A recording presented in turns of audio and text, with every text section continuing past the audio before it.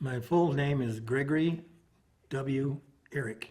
102850, Spencer, Iowa. My parents lived on a farm down by Royal, Iowa. Since I was the oldest, they'd farm me out to all the relatives that were, because they all kind of farmed, not together, but they shared machinery and help. And so, like, by the time I was 10, 11 years old, I was helping bale hay for chop silage, walking beans every time, walking the cornfields, and so forth like that. Just grew up that way. I think I was 16 years old and I'd gotten a car. And I told Dad, I says, I want to do something different than working on the farms, because up until then I'd bale hay and walk beans all summer for my money. Well, he was on a bowling league with a construction foreman from Spencer Construction.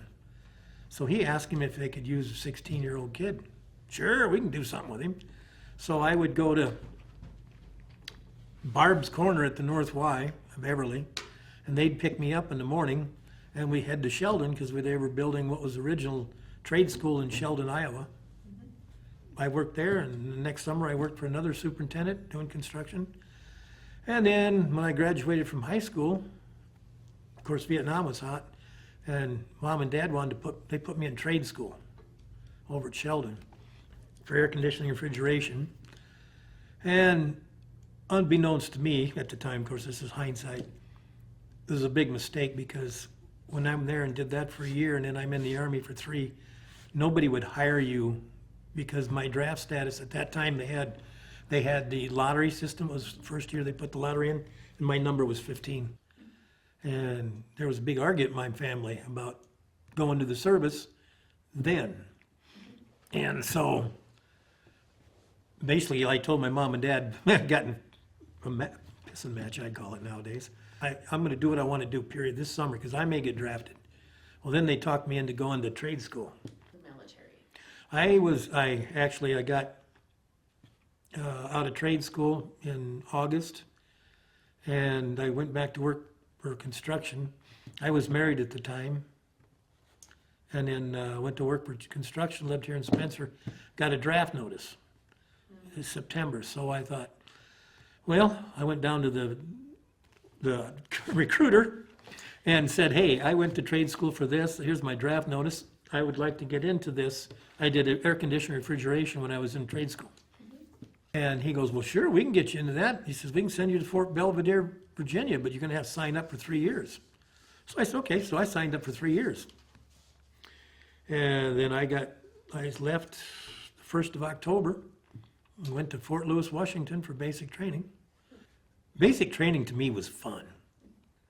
Getting along with all the guys. Because see, the basic training unit I was in had a lot of National Guard and Army Reserve guys in it. The regular Army guys, the RAs they called us, kind of a little bit of clash, because the other guys, they knew they're going home. They get their basic done to go to the AT, they go home. Where the rest of us didn't. So we kind of got a little more intense on the drilling the day they took us down to throw grenades. They marched us down to throw grenades, and they got a whole course out there where they show you like different types of grenades and what you can use and so forth. And then they used Willie Pete, white phosphorus. And they put that over top of a old engine block and lit it off and just watched it melt its way down through. And then they took it squad after squad. And when it come time for my squad to go in and actually do the throwing the grenades, the first guy up went through it, and it hardly got it over the wall, and it exploded. Well, then the next guy did the same thing. So right away the DI is going, wait a minute, what's going on wrong? So he went down and he threw one, and the same thing happened. So then the captain, he called the captain over, and they got on the radio, read the numbers off the crate to supply. Somebody had screwed up and sent us 2-second booby trap grenades. They were supposed to be put in and a wire run out, so when somebody tripped over the wire, the grenade come out Right away. Yeah. and exploded right away. Then I went to Fort Leonard Wood, Missouri, and I never did get to go through the air conditioning courses that they wanted, because I didn't have my paperwork lined up beforehand. So the recruiter pretty much sold me a hook, line, and sinker story. Not too bad. So I went down to carpentry, Fort Leonard Wood, Missouri, and the class was so boring, because I knew more than what the instructor knew. In fact, there's some days I just sneak off, go out in the woods, smoke a cigarette, whatever, then come back at the end of class. At the end of the AIT, the test you took and everything, I passed it with like a 98. And then they come to me before I got shipped out, said, well, you passed your test with a 98. Would you be interested in going to an NCO school? I'm going to be in the Army for 3 years. Let's see, do I want to work up from E-Deuce or do I want to take the fast route? Because fast route means you don't got to do all the crappy stuff. Anyway, so then I went to the NCO school, and it basically it took you through like Bailey bridges, building bridges, demolition, bobcats, tractors, hoes, Michigan, scrapers, all of that stuff. So when I did that, and then of course if you did that, you're automatically sent to Vietnam for 1 year. We left Seattle, flew up to Anchorage, flew into Yokosuka, Japan, where they offloaded us for a meal. And I couldn't believe it. They offloaded us into an area. You walk through a chain link fence area, all the way up and over the roof and everything. And all around the balcony was GIs or Air Force with M16s. Because they had so many people try to escape and so forth, they had them guarded. I'll never forget this. They pulled up to a taxi zone, and the pilot shut the plane down, and he opened up the door. And before long, you could smell this god-awful stink. And it's like, oh, man.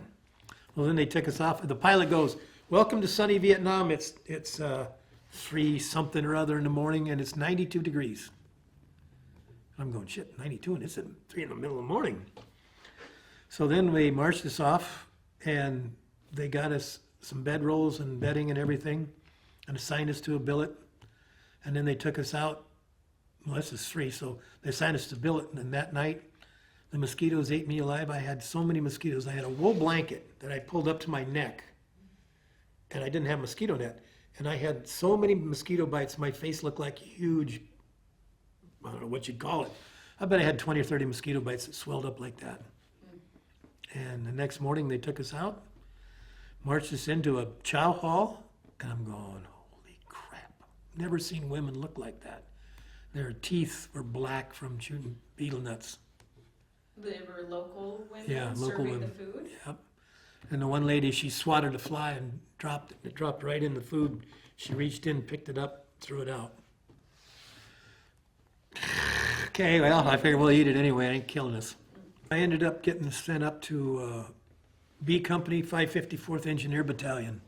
B Company was on the edge of a town called Baulock. And we had a PSA landing mat airstrip and a bladder fuel dump on the end of it. And B Company was right there. And there's a big valley that surrounded us on 2 sides. Across the valley, we had an Arbin, I think it was Arbin, mortar platoon. And about actually 8 blocks south of us was an Arbin 105 compound. Well, my first job was working on the road. We'd pour concrete head walls, or when they put culverts underneath the road that they were building, they put concrete head walls on both sides so that the monsoons or everything wouldn't wash away onto the road. The NVA and the BC, they would mess with us occasionally just to let us know they were there. But they wanted the road built just as bad as we did. And every now and then you'd see the jets come in. You'd hear them at night, and you could hear them drop, and then all of a sudden you'd see this huge flame as they kicked their afterburner in and come off. And then a few minutes later you'd hear it. You could see the lighting up on the hillside where they were either dropping napalm or bombs, whatever. The really fun one was one night you could hear a rumble in the sky. And then it got louder and louder, and then all of a sudden you could hear bombs dropping from that far away. And then that whole goddamn hillside just lit up. And about, I don't know how long later, I don't remember, but I remember it. Then all of a sudden the whole ground just started shaking. It was a B-52 strike. Thousands and thousands of pounds of bombs on that thing. And probably the weirdest thing that ever happened that I was really surprised at, we had civilians that worked on our post, or our company. You got to realize we were a company. We were 6 clicks away from our battalion headquarters, and there's like 200, 230 guys on this post right on the edge of the town. And all of our civilians were, so we'd have to take them home at night. And the first time I did this is like, whoa, there is no street lights.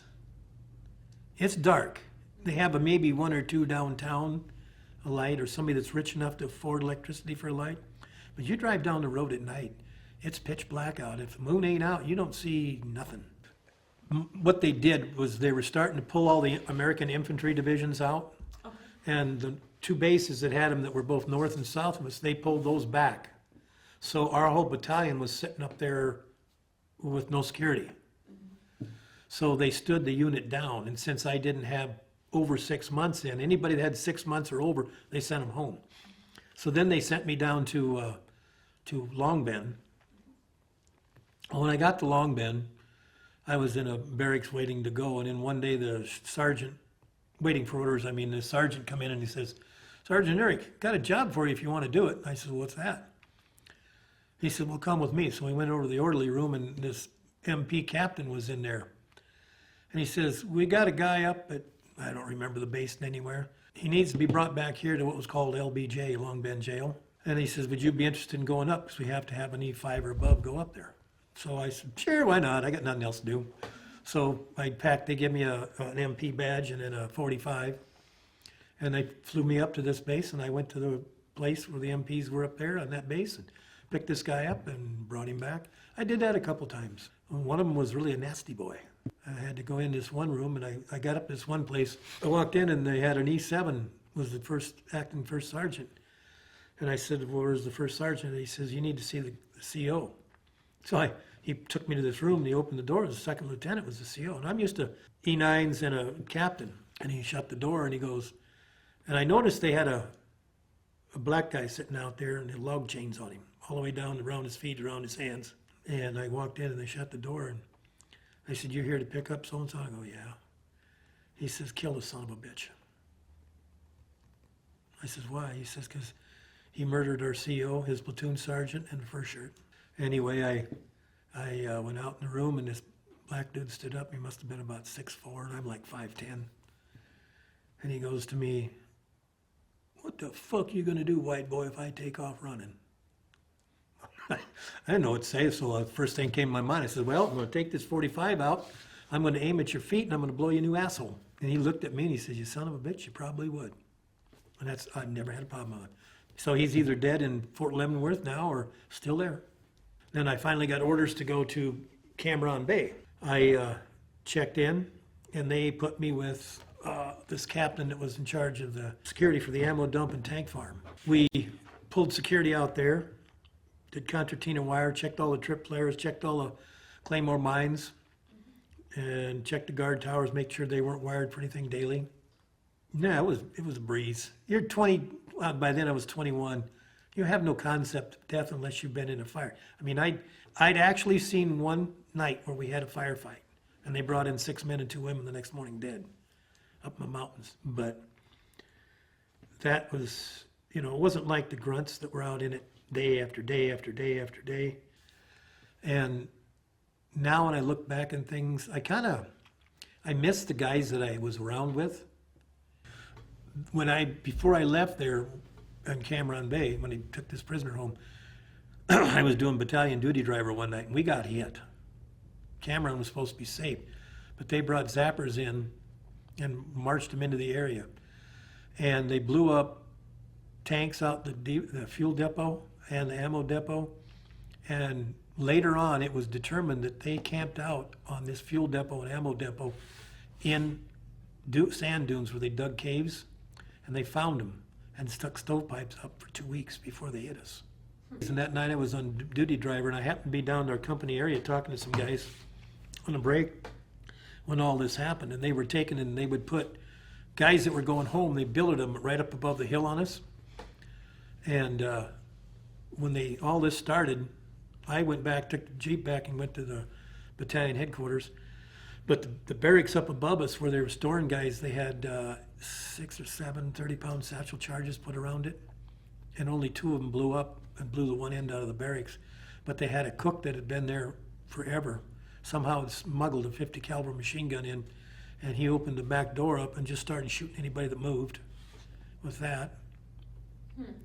And we drove around, and when things started to calm down and the MPs got up there, and because nobody had weapons in Cam Ranh Bay except the MPs. So we just drove around and we checked on the wounded, and we checked on the dead, and we checked on what's going on. And biggest thing I thought about it was when they had it in the Stars and Stripes, how many people were killed and how many people were wounded. They understated it a long ways. I think, best of my recollection that night, I think we came across 36 bodies. And I remember the first one I rolled over, half his face was gone. And I mean, some of the people that did this were girls that did the cleaning of your hooches. Some of them were prostitutes. Some of them were cooks. Some were men, some were female. My biggest retrospect about Vietnam is doing what I did. I didn't get to stay there long enough for me. They sent me home just shy of 8 months, and I brought a GI prisoner back to the States. We flew into Travis Air Force Base, and then they bused us to Fort Ord. Okay, in Cam Ranh Bay, they had a little town, which was actually the town of Cam Ranh. And there again, they had a fence where all the girls would come out at night. And the GIs could just go in and go down the fence and pick out whichever girl they wanted to take out, take them to the NCO club, the EM club, the movies, whatever. But Cam Ranh Bay was pretty. They had a little lake in the peninsula that the GIs would go to, and it was a nice little lake. You know, there's a lot of nice things there. So anyway, I was there, and I brought this guy home, and I checked him into Fort Ord, and I thought, well, you know, I got some cousins up in Seattle. I didn't feel like going home yet. So I had some cousins up in Seattle that I stayed with one night before I had to go report to the Army base to go to Vietnam. And so I flew up there, met them they met me at the airport, and just stayed at their place for one night, and basically kind of just to be away from the questions I knew were going to come. So, because their dad, he had been in World War II on D-Day, and he had been shot, so he knew enough to keep the questions away.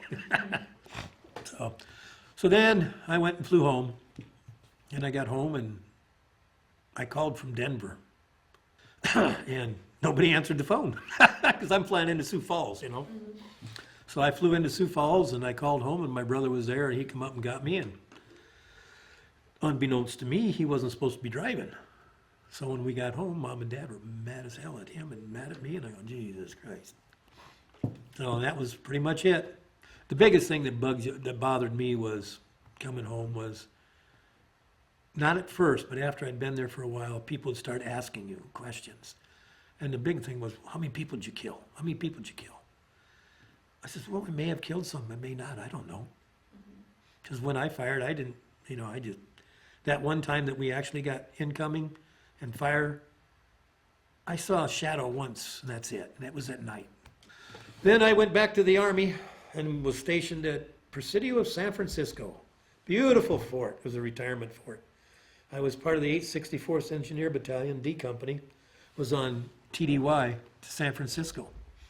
And my job was to go around with a civilian, and all he did was worked on the gas ovens and stoves on all of the barracks, all the housing that was around the base where people could.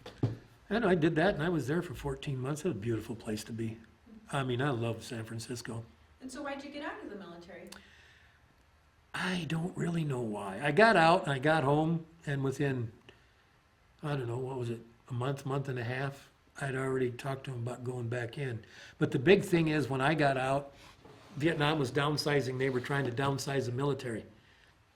And they were making it real hard for anybody to stay in. Like, you almost had to have some kind of college degree or college, you know. And so I got out, but I wanted to go back in because I missed it. I really missed being with guys, the group of people. I missed the regimentation, the way things were. And in the civilian life, I just couldn't. It was hard to adapt. And as I've gotten older, I think back on that days there more. What we did and how we did it. And I guess what really upsets me the most about what's been noted about Vietnam veterans in history is we did a lot more good over there than the news media and everybody ever put out. That Ken Burns special on TV, what a sham. He put it on by the side of the Democrats and the people that were against the war. He did not do anything good about us guys up there in the mountains building a road.